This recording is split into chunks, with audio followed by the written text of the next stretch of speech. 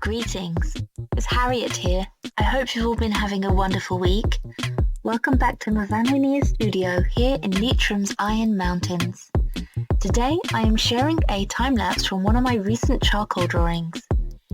I'm working on a large 50 by 70 centimeter piece of 300 GSM Fabriano. This is Italian cold press mold made paper. It's made from cellulose and cotton, making it very strong and able to handle a lot of intensive, heavy-handed work, perfect for charcoal. I began by taping my piece of paper down to the table. I decided to work on a flat surface, primarily because I'm filming this, but usually when I work in charcoal, I much prefer working upright on a wall. Charcoal can be a very messy medium, and working upright allows the loose charcoal dust and little bits of eraser to fall beneath the drawing, as opposed to just sitting on the surface of the work and having the need to constantly blow them away. I'm using uncompressed willow charcoal. Willow is a tree that is native to Ireland and the UK, and they grow very fast and spread very easily. Good artist charcoal is mostly pure carbon and is made by baking the willow branches in a low oxygen environment. This process can take days to burn off the compounds such as water, methane, hydrogen and tar. I have experimented with making it in the past with varying degrees of success, but today I'm using a range of different size pieces by 𝐏𝕝𝕚𝕚𝕪 and 𝕙𝕠𝕪𝕚, who have the process perfected for consistent mark making. I use sponges for blending. I love using these baby bath sponges. They're very soft and made of nylon, but you can use any kind of sponge.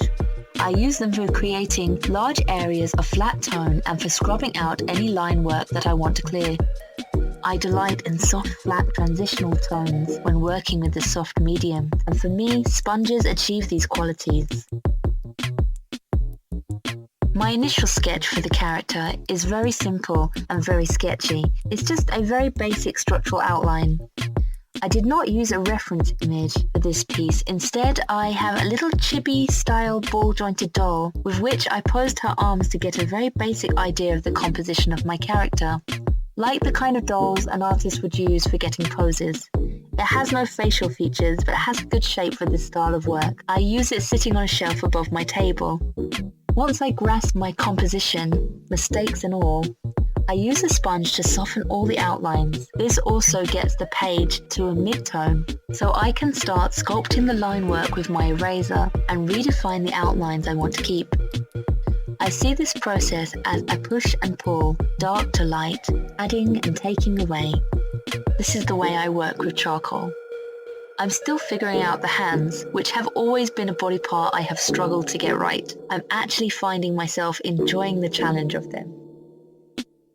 I now also am figuring out the hair and what I want to do with the rest of the piece. I know I wanted her to be kind of cupping her heart or having some kind of hand motion around her heart.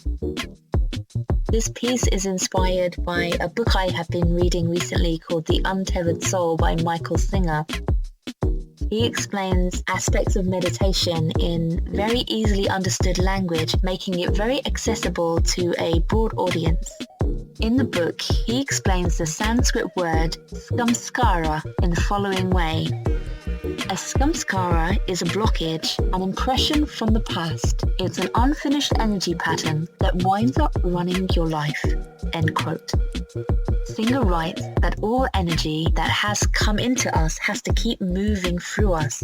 And so often we are either trying to push the energy away because it bothers us, or we're trying to cling to it because we like it. But in the long term, any energy patterns that cannot make it through you are pushed out of the forefront of our minds and buried until we are prepared to release them.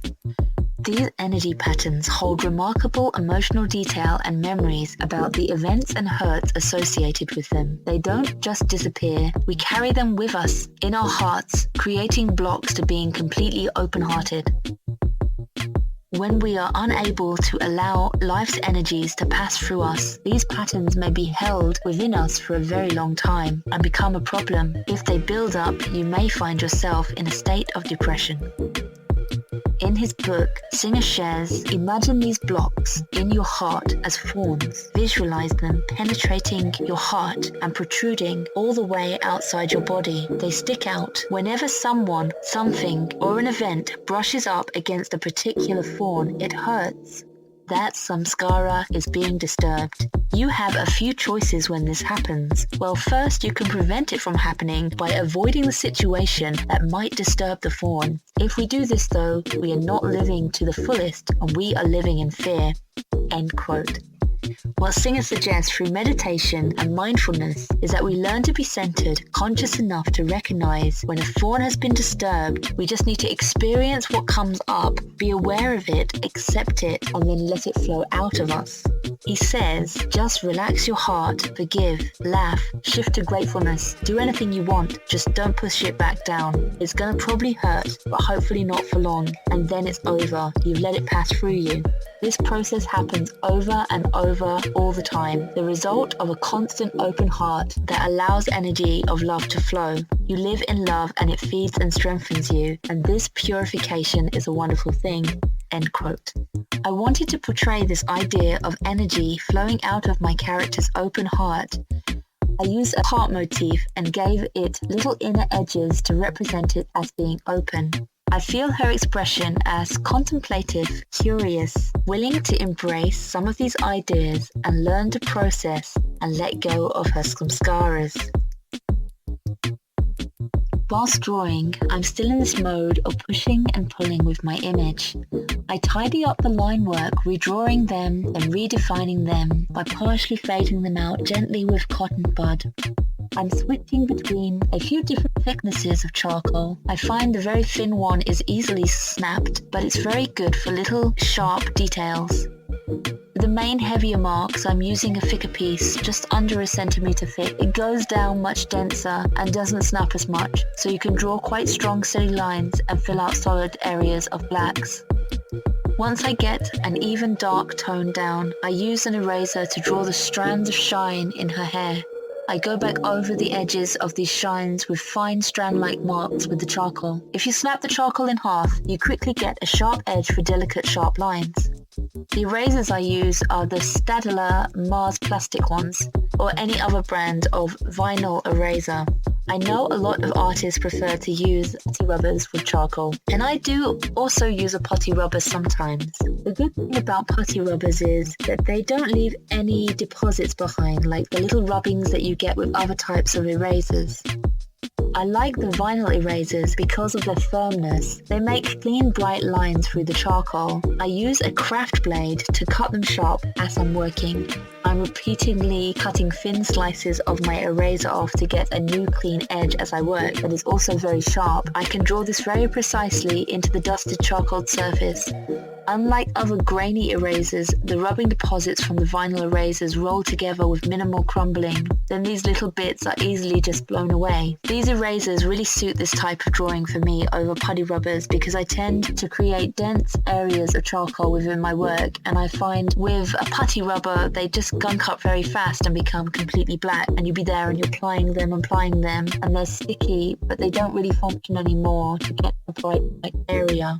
I would only really use them towards the end for finishing touches and picking out little bits. When I'm working with charcoal, I'm probably erasing almost as much as I'm putting down charcoal. Again, it's this push and pull of light and dark. I'm adding and taking away, smoothing out smaller areas with my little sponges. I'm using these little sponges on sticks. They've got a little chisel point. I think they are good for getting into sharp edge shapes. But I do think next time I go to buy them, I try and get white ones because the ones I have black tips. And for charcoal, you can't really see how dirty they are when you go to use them, and sometimes they just leave a big old mess, the complete opposite of what I was aiming for. I've been taking out a new one as I need it and trying to remember which was the cleanest, judging how black the wooden handle is. You can wash them out in water, dry them and use them again, so that's a good practice to get into if you buy those. You can also clean the charcoal out of the baby sponges too. Just let them dry out before you use them. I'm also using a makeup brush. I use that sometimes for brushing away some of my eraser deposits. It's also good for softly moving some of the charcoal around. Charcoal is a very powdery medium, so this very soft brush is nice to use. I also shade with my finger, but not too much. I mostly use a little cotton stick for smaller areas. I decided to do a Paisley-inspired pattern as the background of this piece. Paisley is one of my favourite patterns and a reoccurring motif in a lot of my work. The original Persian droplet-like motif, or the 𝕙𝕠𝕡𝕪, is thought to have been a representation of a floral spray combined with a cypress tree, a Zoroastrian symbol of life and eternity. The seed-like shape is also thought to represent fertility and has connection with Hinduism, and also bears an intriguing resemblance to the famous yin and yang symbol. Imports from the East India Company via the Silk routes brought the textile pattern to Europe in the 18th and 19th centuries. It became a shorthand for sophisticated artsy bohemia. And in the Victorian era, trade between Britain and India was very buoyant, and the pattern's story was part of a much wider dialogue between Eastern and Western cultures at the time, a cultural exchange but also an industry. William Morris and the arts and crafts movement adapted the print, and it became an integral part of the aesthetic movement and Art Nouveau. Paisley became identified with psychedelic style due to a resurgence in the pattern's mainstream popularity leading up to the mid and late 60s, partially due to the Beatles during their Eastern influence days when the band were Paisley mad. John Lennon even painted his Rolls Royce with the pattern. It became an emblem of the summer of love and the often eye-watering aesthetic of the psychedelic era with its acid trip patterns and mind-melting colours of hippie culture. I use it to depict a flow of energy moving, an artistic expression of energy flow coming out of her heart chakra, merging into the depths of the energies flowing all around her energy field and beyond. I think it's a very fluid drop-like pattern, so with its rich cultural and historical context, I feel it's a very good aesthetic to use. Towards the end of my drawing, I've used the Faber-Castell Pit Pastel white chalk pencil. These are great chalk pencils that are easily sharpened to a good strong point. I fixed my drawing at this stage with charcoal fixative spray. Once it's fixed, it dries very quickly. Only then I use the white chalk pencil because it's not going to pull up or blend with the charcoal too much. I'm just adding little highlights and colouring in some brighter flat areas with the pencil. I will again list my tools and materials below the video. When I'm happy with my drawing, it's time to remove the masking taped edges and reveal the bright, unpowdered whiteness of the paper. This is always so satisfying to do. Removing the masking tape gives the work a lovely little border, which makes it very easy to mount if I ever want to consider framing the finished piece. This drawing took me about 6 hours to complete. I am a bit out of practice with the medium of recent, but I thoroughly enjoyed finding my way back into it, as charcoal is my all-time favourite, and I am very pleased with how she turned out. If you are interested in purchasing this piece, it will be available soon on my website. The link is below the video if you would like to check out this or my other available artworks. This week in my studio, I have an art student, Hazel Gardner, shadowing me for 2 weeks for her work experience as part of her art portfolio course in County Sligo. She has been helping me during the day by photographing and adding my art products to my website, which has been oh so very helpful to me. During the evening, she has been working on her sketchbook, and she is very, very talented. She also created this little animated dreamy border on my time-lapse, which I absolutely adore. I will add a link to her Instagram below my video, so do check out all her wonderful art.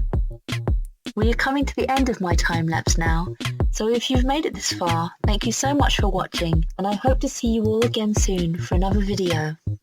Bye-bye!